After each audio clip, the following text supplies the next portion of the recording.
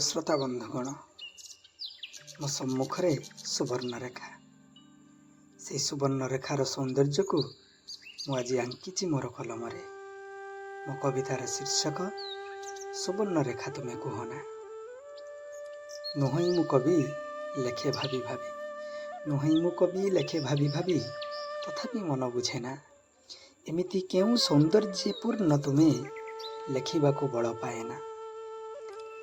कहीं तुम आड़े टाणी हुए मु उत्तर खोजी पाएना कहीं तुम आड़े टाणी हुए मु उत्तर खोजी पाएना।